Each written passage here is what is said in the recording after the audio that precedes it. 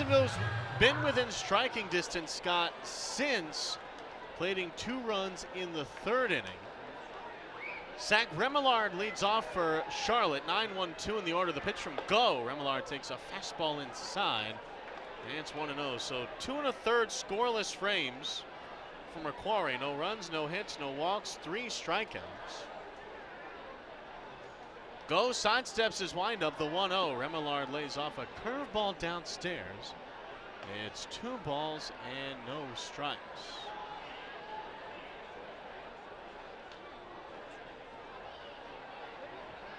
Zach Remillard, the pitch. And Remillard lays off a fastball upstairs. It's quickly 3 balls and no strikes. He's from, you might know how to pronounce this word better than I can, Scott. Cohoes, New York. C-O-H-O-E-S. The pitch to Remillard. He takes a fastball inside for ball 4. Cohoes, Cohoes, Cohoes. Cohoes, I think. Cohoes. I think. I could be wrong, though. Don't quote me on that, Remillard family. If you're listening from anywhere in the United States or really anywhere in the world and you know how to pronounce Cohoes, New York, C-O-H-O-E-S, you can tweet us at Jack Shrimp, at Scott Kornberg. Mark Payton now with nobody out. The lefty takes a fastball right down the middle for a strike. I believe Cohoes, though. Cohoes. Played his high school ball at LaSalle Institute in Troy, New York. Remillard walked to start the 7th. Mark Payton, who's 2 for 3, digs in with a pair of doubles. 4-2 Charlotte, the pitch. And the southpaw Payton takes a cutter high and away. It's 1-1.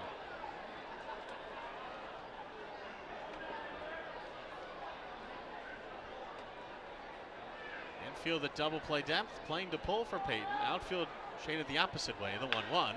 Payton swings, hits a hard ground ball to second. Diving stop by Guzman. To his feet, spikes it in the dirt, and Gray is able to dig it out. 4-3 ground out, but what a play by Jonathan Guzman. Going over to his left, diving into the outfield grass. I think he kind of slipped and did a split with his legs, and the ball, when he tried to throw it, it went straight down. And it made a good hop to first, but when Guzman got up, it looked like he fell and then was able to just spike it. But that's a great play because a good stretch by Gray gets him at first. And it's not like the ball rolled. It took a solid hop off the ground, and that's a good play by Guzman and Gray. Remillard goes first to second on the ground ball. That brings up the switch hitting Defoe, who bat from the left side against the righty Go. And the first pitch from Woo-Suk is a curveball at the knees for a strike. And it's 0-1. Looked like a diving catch for a touchdown, and he got up and spiked it. It's a little it's a goose spike instead of a Gronk spike. And Charlotte challenges, and they are incorrect. So here in the 7th inning, Scott, Charlotte is out of challenges. Now they lead 4-2, so can't really say that it might come back to haunt them, but with no challenges left, and they have to get 9 outs for Jacksonville, the 0-1. A curveball from Go misses down and away. It's 1-1. That could be a little bit dangerous because with 3 innings for Jacksonville, 9 outs, it's not easy to get those 9 outs with no challenges. The 1-1. Defoe swings, lifts that ball high in the air to right field. Conan going back onto the track, looking up. It's out of here. A 2-run bomb for Wilmer Defoe, his 6th home run of the year, and it pushes the Charlotte lead up to 4. It's 6-2 here in the top of the 7th inning. So Defoe taking advantage of the high and shallow fences at 121 Financial Ballpark. He leaves the yard against Go. And it's a 4-run lead for Charlotte now in the late stages. That brings up Michael Chavis, who's 1 for 3 with a 2-run double. Goes first pitch to the righty. Leans back out of the way, and a high and inside fastball. It's 1-0. You know, to go back to the challenges, I was kind of curious to see Jacksonville and Nashville treated challenges like Game of Thrones treats dragon eggs. The 1-0, Chavis swings. It's a hard ground ball to short. Sliding stop by Sanoha. Quick to his feet, throws from deep in the hole, and he got it. A nifty defensive play by Javier Sanoha. Scampers to his right, slides onto the outfield grass, jumps to his feet, and makes a strong throw across his body to first. That's in time for out number 2. Don't spoil that series for me. I haven't seen it yet. All right, that's all I'll say. But so dragon eggs are a commodity. I would think important. It's called. It's House of the Dragon is the prequel, correct? Yes. Okay, so I guess it's a little foreshadowing as to what makes them so important. As Chunky Robinson digs in, 6-2, 2 outs. Charlotte leads. Robinson swings, chases a high fastball, comes up empty. It's 0-1. But my point was that neither Jacksonville nor Nashville seemed to want to challenge ever. They were so worried about losing a challenge, and I was curious how Charlotte would be. The 0-1, Robinson swings, rips a line drive over a leaping Gray at first. That's into right field, into the corner. Conine picks it up from the corner, throws it into Guzman at second. Robinson takes a turnaround first, but he'll trot back to the bag. So it's a 2-out single, bringing up Zach Deloach. I mean, you're not wrong. No challenges were issued prior to the 5th inning between Jacksonville and Nashville. Maybe 1 or 2. I mean, you can probably count on one hand, or maybe half a hand, how many challenges were actually issued prior to the 5th. But here, I mean, Charlotte, they have no problem challenging. And I kind of like it, I'll be honest with you. The first pitch to Deloach, and the southpaw takes a high cutter from Go for a ball. It's 1-0. I mean, here's the thing. That 2-run home run from Defoe obviously kind of helps, right? Because when you don't have any challenges going into the bottom of the 7th, I mean, you'd like at least one for the final third of the game. So 1-0 curveball from Go misses in the dirt for a ball. It's 2-0. I mean, you'd think between the 7th, 8th, and the 9th, you know Charlotte might say, we could probably have used one of those. But here's the thing. I think the only quibble I would have was that they came on kind of low impact pitches, like a 1-0 and an 0-1. And just because something happens in the 3rd or the 4th inning doesn't mean it's not important. The 2-0 swing by Deloach, hot shot hit to right. It's a sinking line drive. It dunks in front of Conine. He'll take it on a hop, toss it in. So back-to-back 2-out singles have Charlotte threatening once again. Robinson goes first to second. Deloach on with a hard hit single. That'll bring up Brian Ramos. I mean, I don't disagree with you. Because you could lose a game by not challenging something. Because let's just say it's bases loaded, 3-2. It's a ball. You don't challenge it, and it would have been a strike. Well, there's a run right there, right? Like, and things spiral from there. Like, you could lose a game. Those things still count, and so you might save it to the 8th inning or whatever. But the game could be over by then, and it's like, well, what's the point? So I like Charlotte being aggressive and using it. I thought Jacksonville and Nashville way overreacted to having one fewer challenge, and Nashville had a rule that they were not allowed to use them until the 6th inning. I thought that was silly. Brian Ramos digs in, called for a pitch clock violation, so it's 0-1, and he did not check his swing on a high fastball, so he steps into the box. For the first time, it's 0-1, and now the second time he'll step in. It's 0-2 with 2 men on, first and second with 2 outs. Charlotte up 6-2. Now he'll signal for time. You know, I think it's a philosophy thing. You know, it might not seem like a big thing to have 2 challenges as opposed to 3, but if you think about it, you can have 3 challenges, 1 per every 3 innings. The 0-2 swing, and that ball's fouled back to the netting behind home plate. We'll do the 2-strike pitch again. Now you have to be a little bit conservative, right? Because here's the thing. I agree with what you said. There's something that could important happen in the first 3 innings or 4 innings. But when you're down to 2 challenges, instead of challenging 1 every 3, now you have to be a little bit more selective. 0-2. Ramos takes a fastball high and away for a ball that's 1-2. So I'm going to play a little bit of devil's advocate and say, you know, you'd have to maybe spread your challenges and be a little bit more selective with how you challenge, because it's easy to say, yeah, we've got 1 for every 3. You say, all right, we challenged in the 2nd, so we won't challenge to between the 4th or the 6th. The 1-2 is chopped foul to the 3rd base dugout.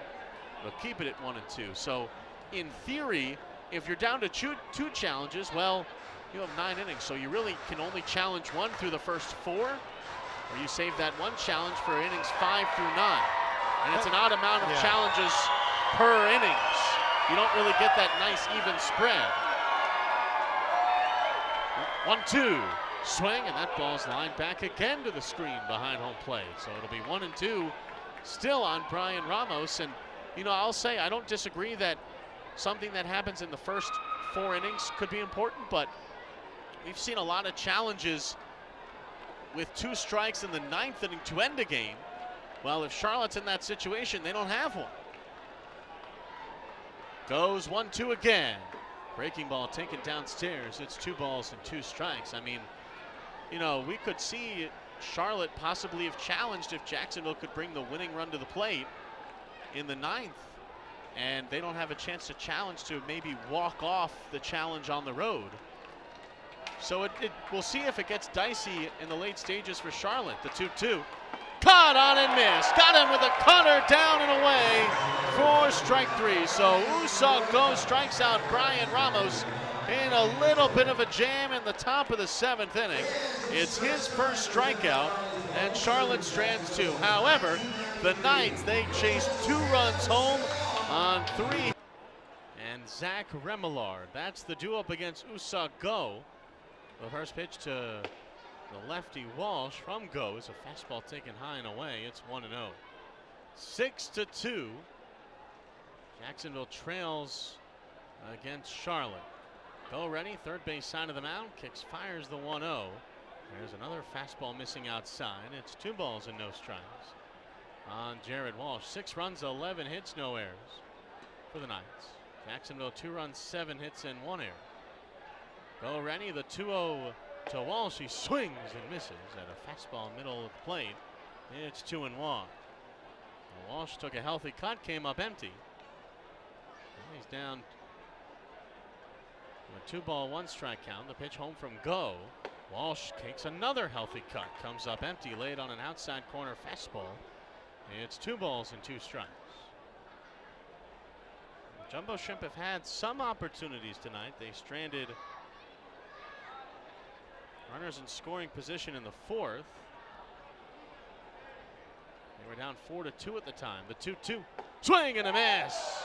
3 straight fastballs, 3 straight swings and misses from Jared Walsh, and there is out number 1. It's the second punch out for Woo-Suk Go, and that'll bring up Rafael Ortega.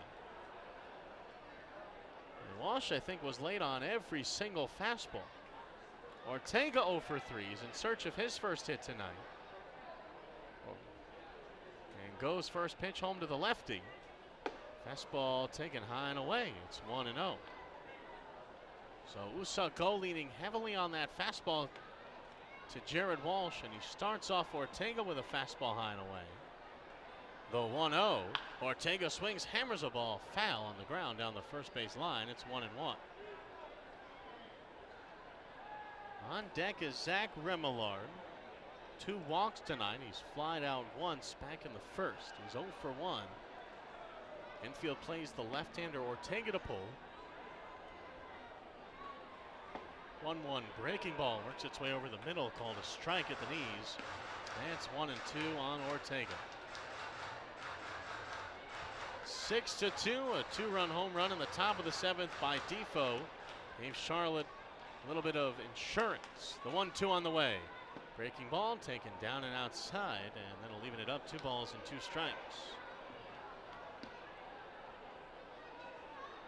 I would think if Sammy Peralta, with him still throwing, I think the day's over for Tucson. The bottom of the 8th. The 2-2. Fastball taken up high and outside, and that'll run the count full, 3-2.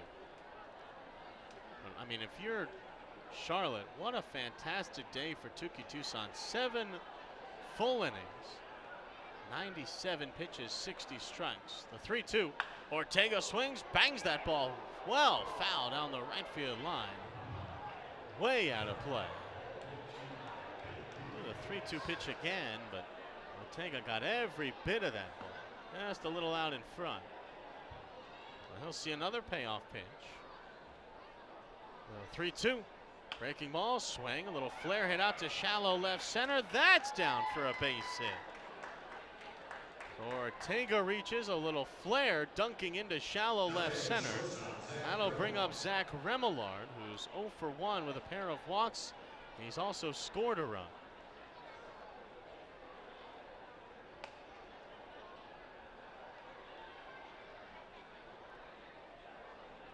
Remillard, a slow start. 150 on the year. Man on first, 1 out. 6-2 Charlotte. The pitch from Go.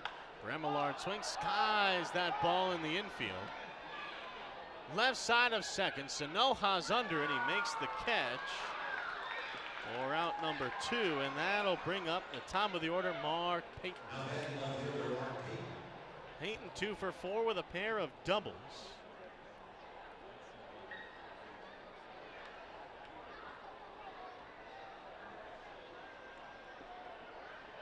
So Payton seeing the ball very well today. 2 for 4, 2 doubles. Infield place into pull. Outfield is shifted the other way. Runner goes, the pitch taken high and away. Throw to second. Tag by Sanoja. He got it. 2-6. A good jump by Ortega. An even better throw by Pareda and tag by Sanoja. 2-6 caught stealing, and that ends the inning. No runs, a hit. After the caught stealing, nobody left on base. To the bottom of the 8th inning we go. Jacksonville's got quite a ways to go. They trail 6-2 to Charlotte, heading to the bottom of the 8th inning on the Jumbo Shrimp Network, powered by FIN.